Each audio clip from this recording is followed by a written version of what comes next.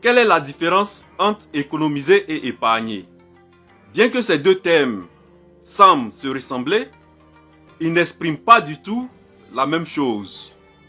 Il y a une différence énorme entre économiser et épargner. Donc, dans cette vidéo, nous allons voir cette différence-là et qu'est-ce qu'il faut privilégier entre l'épargne et l'économie pour pouvoir réussir financièrement. Et ceux qui vont rester jusqu'à la fin de cette vidéo vont savoir aussi les deux moyens d'augmenter leur capacité de pouvoir épargner.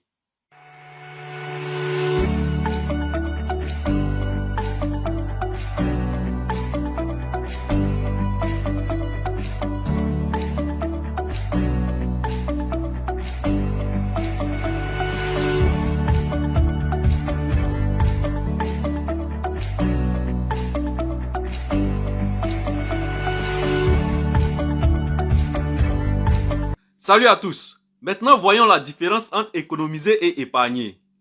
Économiser, selon sa définition classique, c'est l'art d'organiser et optimiser tes dépenses de manière à maximiser la satisfaction que tu vas en tirer. En d'autres termes, quand on parle d'économiser, on parle de l'art d'optimiser tes dépenses pour éliminer le superflu, afin que tes revenus puissent te permettre de vivre le style de vie que tu veux sans te ruiner. Par exemple, lorsque tu vas faire des achats et que tu négocies un bon prix sur les tarifs normaux, tu es en train de faire une économie. Tu es en train d'économiser. Prenons un autre exemple aussi. Lorsque tu éteins la lumière quand tu sors de ta chambre, ou quand tu évites certaines dépenses que tu juges inutiles, tu es en train d'économiser. Tu fais des économies. Quand tu veux économiser, tu identifies tes besoins. Tu négocies les prix. Tu fais tout pour acheter les produits de meilleure qualité tout en respectant ton budget.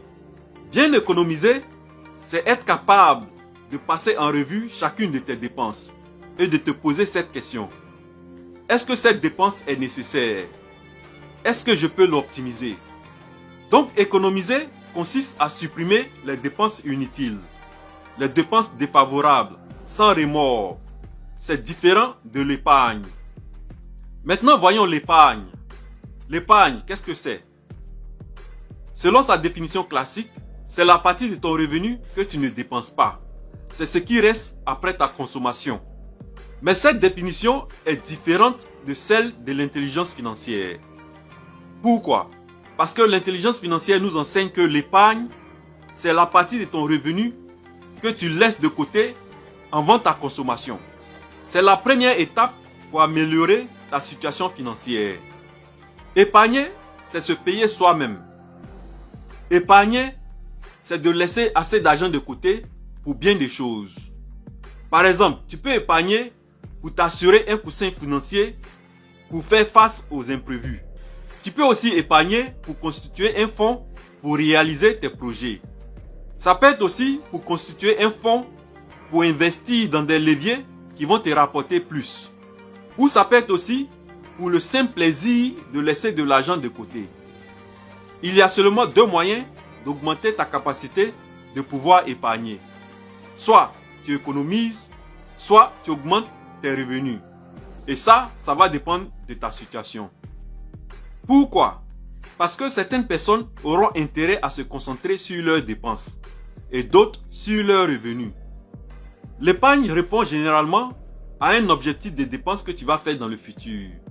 Ça peut être pour tes vacances. Ça peut être pour acheter une voiture.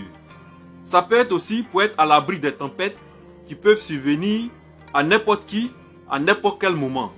Souvent aussi, c'est pour créer une réserve en cas de coup dur. L'épargne peut répondre aussi à un objectif d'investissement que tu vas faire dans le futur. Par exemple, l'épargne peut financer un ou plusieurs projets que tu veux faire. Ça peut être aussi pour constituer un apport personnel pour acheter ta maison, ta résidence principale. Maintenant, pour ceux qui ont du mal à épargner, voici ce que vous devez faire. Essayez de voir l'épargne comme une dépense obligatoire au même titre que votre loyer. Dès que tu reçois ce que tu gagnes chaque fin du mois, verse une somme fixe sur ton compte d'épargne. Tu peux même demander à ton banquier d'automatiser le processus. Et cela va t'éviter de dilapider ton argent avant la fin du mois. En plus, tu vas réussir mieux à épargner si tu prends conscience que c'est pour sécuriser ton présent et ton futur. Enfin, voyons qu'est-ce qu'il faut privilégier entre économiser et épargner. Ce qu'il faut savoir ici, c'est que ces deux outils ne sont pas des concurrents. Donc, il ne faut pas les comparer. Il est juste important de savoir que ta capacité d'économiser te permet d'augmenter ta capacité d'épargner. Pourquoi?